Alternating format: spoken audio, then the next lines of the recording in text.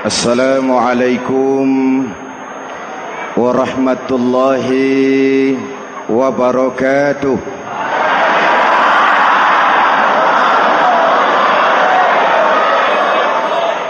Alhamdulillahi rabbil alamin. Wassalatu wassalamu ala ashrafil mursalin Sayyidina wa maulana Muhammadin wa ala alihi wa sahbihi ajmain, amma ba'du.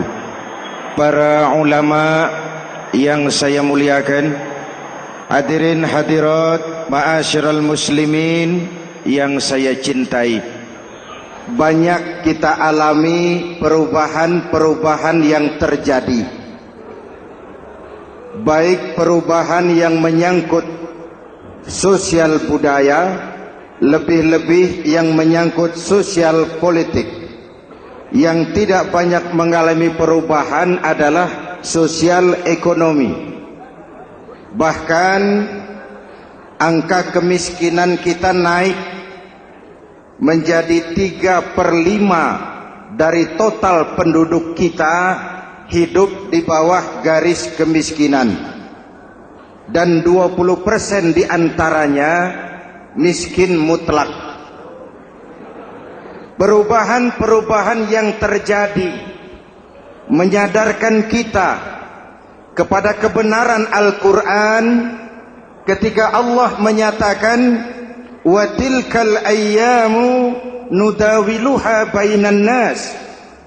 Hari itu kami putar di antara manusia. Ada saat datang, ada waktu pergi. Ada hari lahir, ada saat kembali. Ada waktu dilantik, ada saat menyerahkan jabatan. Hari kami putar di antara manusia dan hidup cuma sekadar menunggu giliran. Soalnya kemudian di tengah perubahan-perubahan yang terjadi begitu cepat, what must we do now?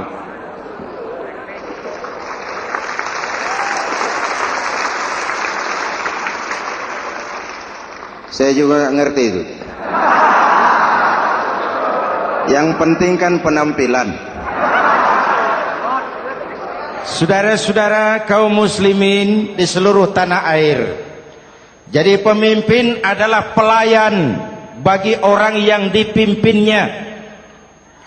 Okelah, perbaikan ekonomi, pembukaan lapangan kerja baru kita serahkan kepada pemerintah, karena kita percaya mereka orang-orang terpilih belaka yang dipilih dengan kepercayaan akan mampu membawa rakyat keluar dari kesulitan.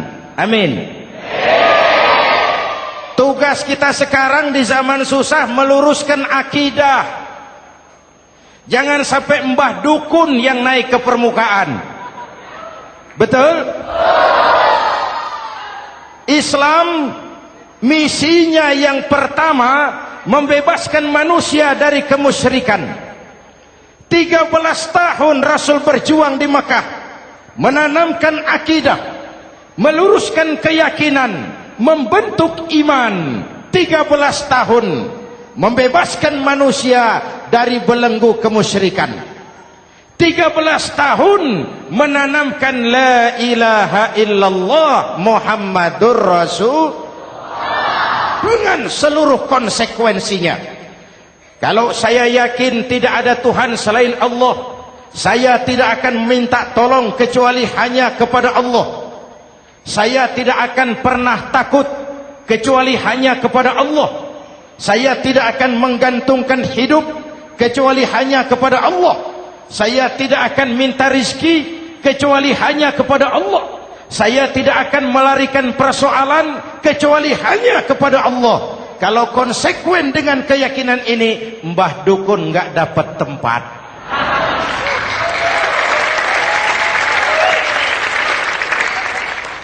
Akur? Ayo lihat secara sederhana. Saya sandaran di tiang, tiangnya ambruk, sayanya jatuh. Saya sandaran di tembok, temboknya runtuh, saya juga runtuh. Saya sandaran kepada orang kaya, dia jatuh miskin, saya bangkrut. Saya sandaran kepada jenderal, dia pensiun, saya selesai. Tapi kalau saya sandaran hanya kepada Allah, Allah tidak akan pernah miskin, Allah tidak akan pernah lumpuh, Allah tidak akan pernah terpuruk, dan Allah tidak akan pernah berkurang kekuasaannya.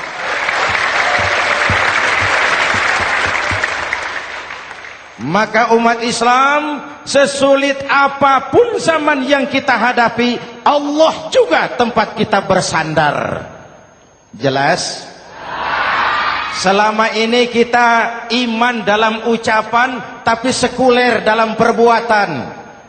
Di masjid ada Allah, di kantor Allah tidak ada, maka korupsi merajalela.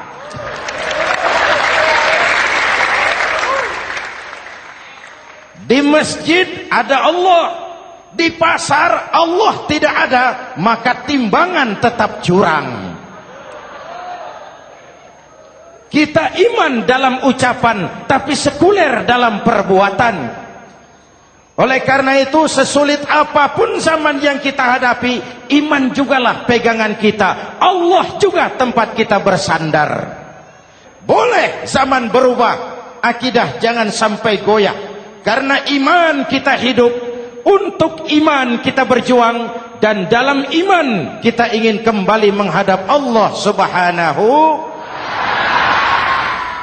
Selama ini manusia Indonesia kita lebih banyak diisi otaknya, hati sering kosong, agama dangkal, akidah rapuh, moral rendah.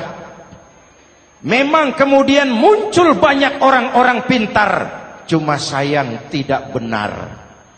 Indonesia kita bangkrut, Indonesia kita terpuruk, Indonesia kita sakit parah kalau diurus orang yang cuma pintar tapi tidak benar.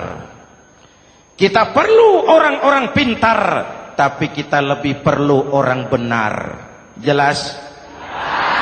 Kalau cuma pintar tapi tidak benar, itu yang sering saya sampaikan, nanti disuruh ngurus beras malah nimbun beras.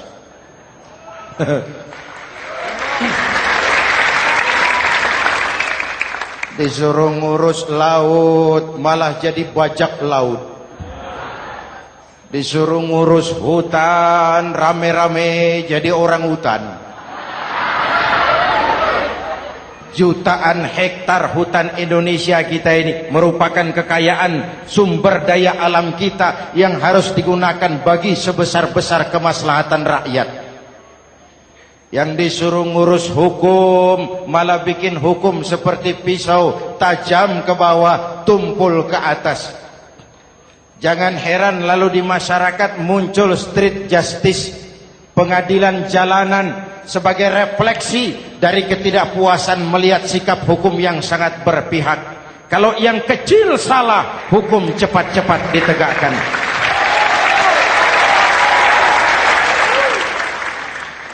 Lihat saja sekarang ini kalau orang terkenal banyak uang punya masalah, antri yang bela. Betul? Tapi saudara lihat si Marsinah di Jawa Timur, si Sengkon dan Karta di Jawa Barat, si Udin Bernas wartawan Jogja, terseok-seok mencari keadilan, sampai hari ini urusannya masih remeng-remeng. Kenapa bisa begitu? Jawabannya sederhana, tidak ada fulus. Ada fulus mulus, tidak ada fulus manfus. Betul? Jangan sampai para penegak hukum kita terjebak pada lagu baru, maju tak gentar membela yang bayar.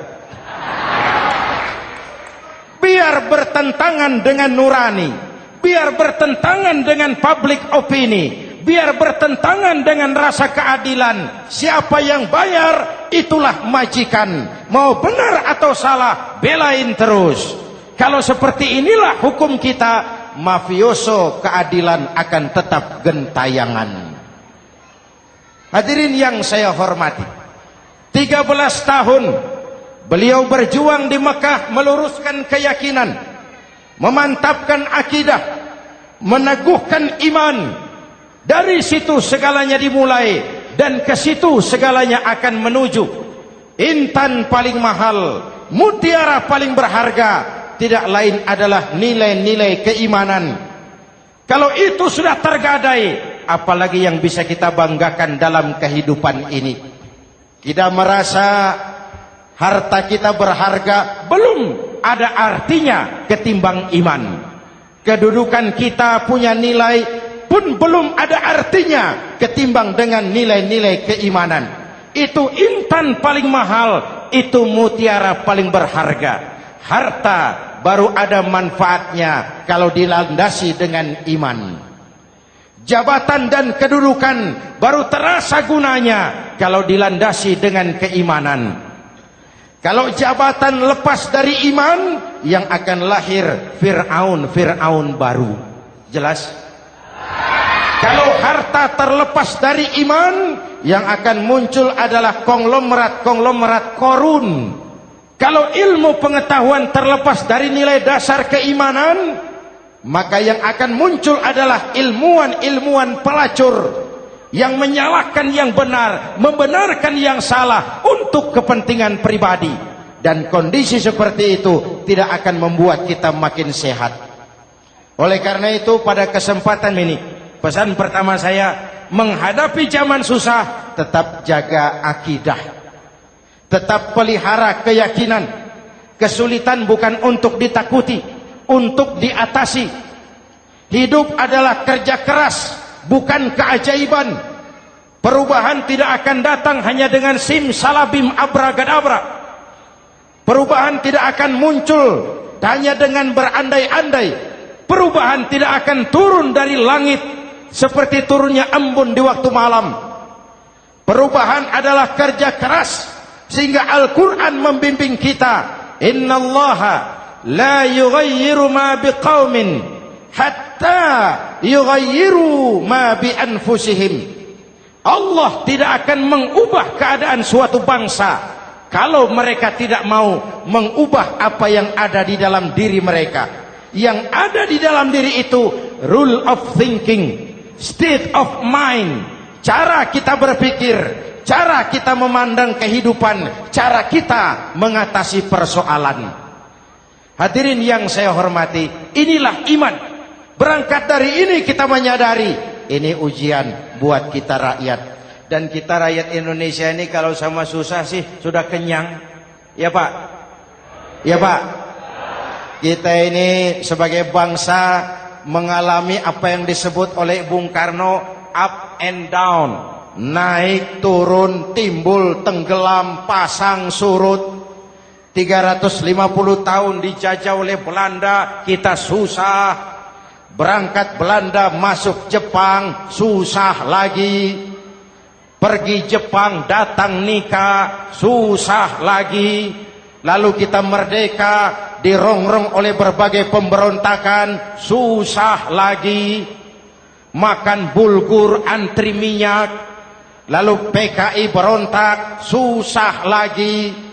Muncul orde baru, lama-lama susah lagi. Orde baru selesai, naik reformasi, mulai repot nasi, susah lagi.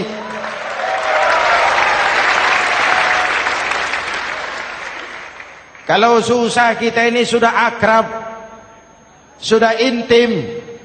Mestinya kalau sudah susah seperti itu, jangan salah sikap menyikapi kesusahan. Jangan sampai kita potong kompas, ambil jalan pintas, terjebak menghalalkan segala cara. Itu tidak akan menguntungkan, itu tidak akan menyelesaikan. Kalaupun selesai, nampaknya penyelesaian sesaat. Dan penyelesaian sesaat bukan penyelesaian yang sebenarnya. Karena itu tetaplah dalam koridor keimanan. Boleh zaman berubah, akidah jangan sampai goyah. Silahkan masa berganti, tapi keyakinan jangan mati. Sekali la ilaha illallah, sampai tetes darah paling penghabisan, tetap la ilaha illallah. Sanggup? 3 orang. Sanggup? 21. Sanggup? Kalau sanggup kita harus konsekuen. Saudara-saudara di seluruh tanah air, misi yang kedua dari Islam setelah membebaskan manusia dari kemusyrikan, membebaskan manusia dari ras diskriminasi, mengikat manusia dengan tali akidah. Sebelum Islam datang, manusia dibedakan oleh warna kulit, manusia dibedakan oleh faktor keturunan, manusia dibedakan oleh faktor harta dan benda. Adalah Rasul yang mengajarkan, innallaha la yanzuru ila suwarikum wala ila amwalikum walakin yanzuru ila qulubikum wa a'malikum. Allah tidak melihat potonganmu, Allah tidak melihat hartamu. Yang Allah lihat itu adalah hatimu dan amal perbuatanmu. Jauh sebelum Amerika teriak-teriak membanggakan apa yang mereka sebut sebagai Declaration of Independence, Nabi sudah mengajarkan kepada kita semua, annas kulluhum li Adam wa Adam min turab, la fadla li arabiyyin ala ujamiyyin illa bittaqwa. Seluruh manusia berasal dari Adam. Adam diciptakan dari tanah. Tidak ada kelebihan Arab dengan yang bukan Arab kecuali takwanya. Jauh sebelum Amerika mencanangkan bahwa semua manusia dilahirkan sama, that all men are created equal. Jauh sebelum itu Islam sudah membebaskan manusia dari ras diskriminasi. Apa dalam konteks kekinian menghadapi zaman susah tetap jaga kerukunan? Ya Pak, ya Bu, oi Bu. Menghadapi zaman susah tetap jaga kerukunan, baik antar umat seagama, antar umat beragama, maupun antar umat beragama dengan pemerintah. Menjaga kerukunan. Jangan saling sikat sikut di antara kita.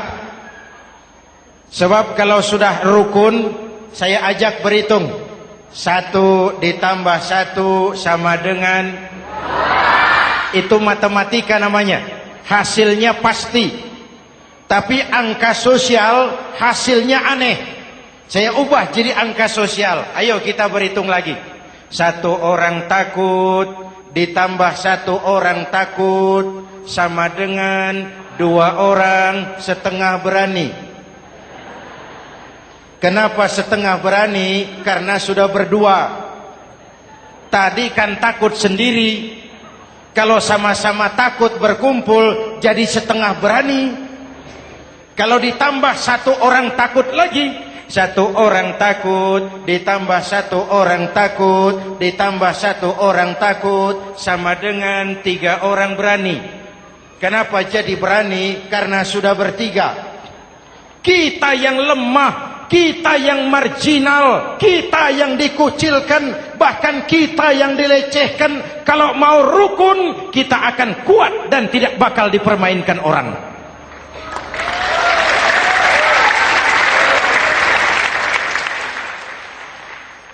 Tapi kalau rukunnya yang satu mau menikam yang lain, saya ajak berhitung lagi. Yuk berhitung yuk.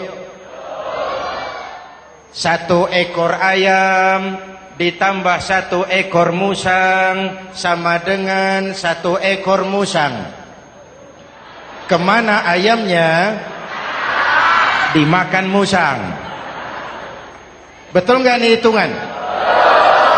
Ayo kita hitung lagi. 1 ekor ayam ditambah 1 ekor musang sama dengan 1 ekor musang.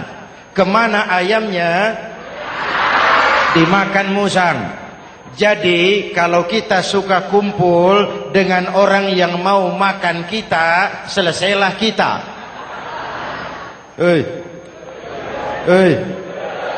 Maka kalau merasa kita ini ayam, yuk kumpul sama-sama ayam, pulang ke kandang ayam.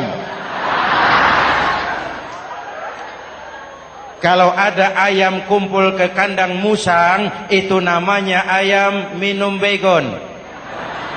Jelas? Menjaga kerukunan. Pertama, antar umat seagama, sesama muslim harus saling menjaga, harus saling memelihara. Baik dia muslim yang jadi kapolri, baik dia muslim yang jadi kasat, baik dia muslim yang jadi pengusaha, baik dia muslim yang jadi petani, nelayan, guru, semua komit menjaga semangat kebersamaan, rukun antar umat seagama. Jelas? Jelas? Hadirin yang saya hormati, atas dasar itu saya ingatkan kembali, kita semua ingin persoalan terorisme dilepaskan kaitannya dari agama manapun. Tidak ada kaitannya terorisme dengan Islam, dengan Kristen, dengan Hindu, dengan Buddha. Tidak ada kaitannya terorisme dengan pondok pesantren.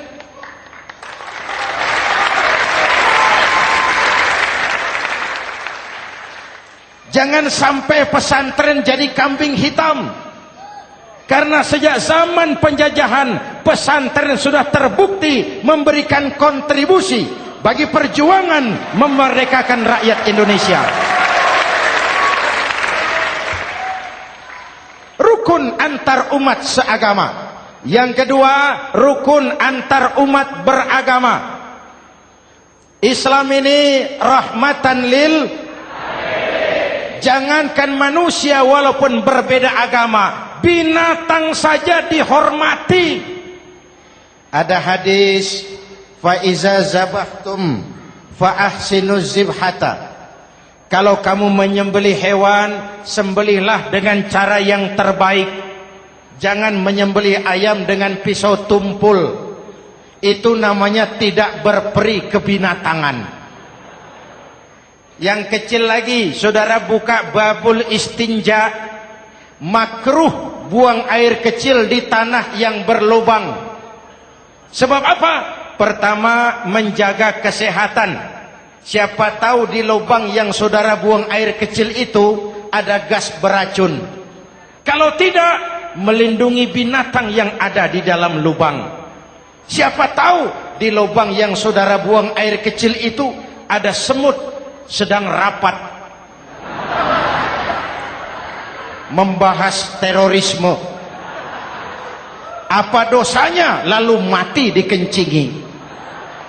Ini namanya rahmatan lis semut. Binatang saja dilindungi. Maka perbedaan agama tidak harus menyebabkan kita bertolak belakang. Perbedaan agama bukan alasan untuk saling bermusuhan. Apalagi kita sudah menyadari tentang kemajemukan kita, tentang kebinekaan kita, tentang keragaman kita. Rukun antar umat beragama. Saling menghormati, saling menghargai, tapi tetap dalam batas lakum dinukum. Lalu rukun antar umat beragama dengan pemerintah. Hadirin yang saya hormati, yang benar kita dukung, yang salah kita perbaiki dan kita tegur menurut cara-cara yang diajarkan oleh agama kita. Dan sholat berjamaah, pendidikan bernegara yang paling bagus. Tadi kita sholat ada imam, ada makmum, betul? Makmum wajib ikut imam kalau imam benar sholatnya. Rakyat wajib ikut pemimpin kalau pemimpin benar mimpinnya. Masyarakat Islam ini loyal. Masyarakat Islam ini bukan pemberontak. Masyarakat Islam ini taat dan setia. Kapan? Kalau imamnya benar. Imam takbir, makmum. Imam ruku, makmum. Imam i'tidal, makmum. I'tidal. Imam sujud, makmum. Tapi kalau imam keliru, mestinya imam ruku malah sujud. Salah imam ini. Tegur. Siapa yang wajib negur? Makmum yang saf terdepan. Anggota DPR.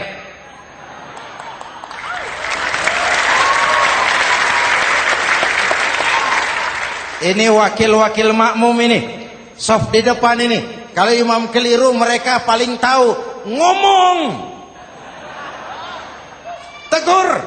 Bagaimana negurnya? Ada aturan main. Mestinya ruku, imam sujud. Salah ini imam. Subhanallah. Kan begitu negurnya. Betul? Tidak boleh juga imam keliru, makmum emosi.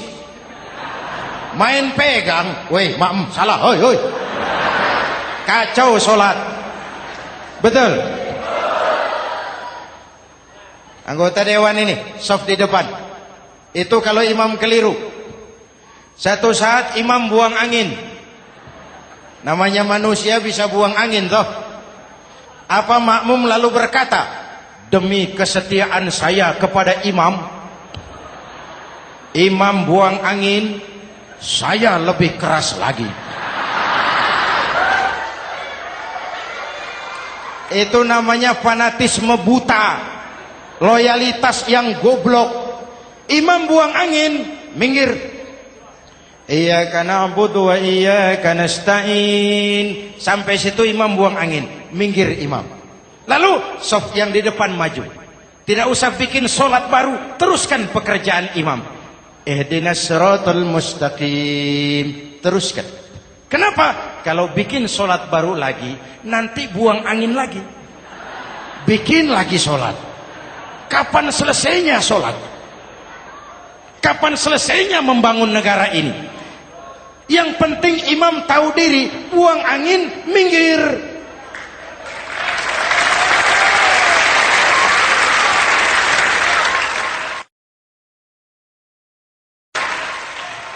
Ini kacaunya solat berjamaah kita sekarang. Kacaunya negeri kita sekarang. Banyak imam sudah buang angin, gengsi. Diam aja merasa nggak punya salah. Dikasih tahu sama makmum, imam tadi buang angin ya, malah jawab sedikit. Apa kalau sedikit lalu tidak batal solat itu? Mekanisme kehidupan sosial yang diatur lewat tuntunan solat berjamaah. Sehingga Nabi berpesan, kun imaman muta'an au ma'muman muti'an fala takun thalisan jazu'a. Kalau jadi pemimpin, jadilah pemimpin yang ditaati. Kalau jadi makmum, jadilah makmum yang mentaati. Jangan jadi golongan ketiga pemecah belah. Di depan tidak jalan, di belakang takut, ditaruh yang di tengah, di depan didorong, yang belakang ditendang. Ini namanya biang kerok. Saudara-saudara, dari uraian singkat ini saya ambil beberapa catatan pokok. Pertama, kalau ada intan paling mahal, kalau ada mutiara paling berharga dalam hidup kita, itu tidak lain adalah karena keyakinan.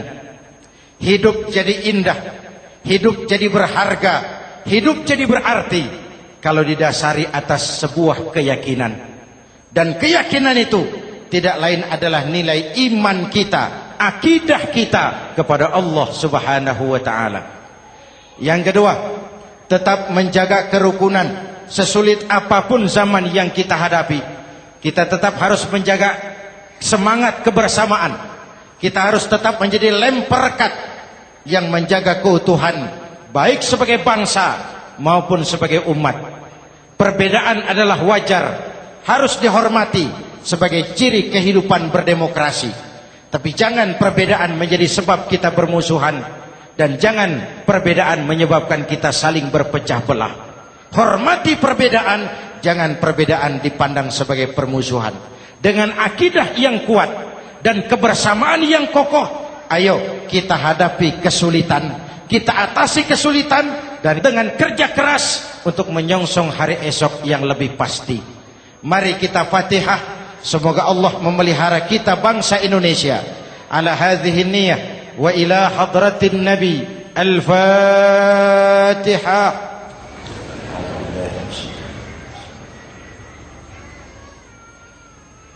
إياك نعبد وإياك نستعين من الصراط المستقيم صراط الذين أنعمت عليهم. بسم الله الرحمن الرحيم. آمين. الحمد لله رب العالمين.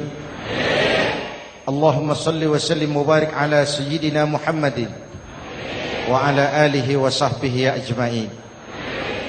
اللهم ربنا تقبل منا صلاتنا وصيامنا وقيامنا وتخشعنا وتعبدنا وتمم تكسيرنا يا أرحم الراحمين. اللهم أصلح من في صلاحه صلاح المسلمين. اللهم أهلك من في هلاكه صلاح المسلمين. اللهم ربنا لا تؤاخذنا إن نسينا أو أخطأنا. ربنا ولا تحمل علينا إصرا كما حملته على الذين من قبلنا. ربنا ولا تحملنا ما لا طاقة لنا به. واعف عنا واغفر لنا وارحمنا. أنت مولانا فانصرنا على القوم الكافرين. اللهم اجعلنا من السعداء المقبولين ولا تجعلنا من الأشقياء المردودين. أفضل ما قلته أنا والنبيون من قبلي لا إله إلا الله.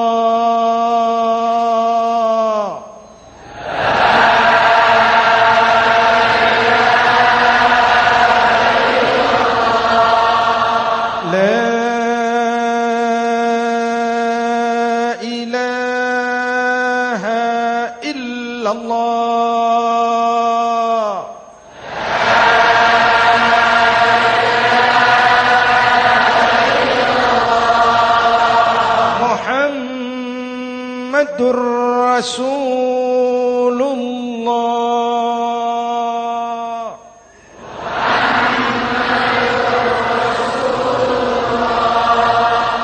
صلى الله عليه وآله وسلم. كلمة حق عليها نحيا وعليها نموت وعليها وبها نبعث إن شاء الله من الآمنين من الآمنين من الآمنين رحمتك يا أرحم الراحمين. صلى الله على سيدنا محمد وعلى آله وصحبه أجمعين.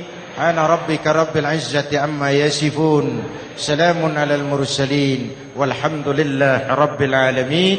Jumpa lagi di lain kesempatan insyaallah. Wassalamualaikum warahmatullahi wabarakatuh.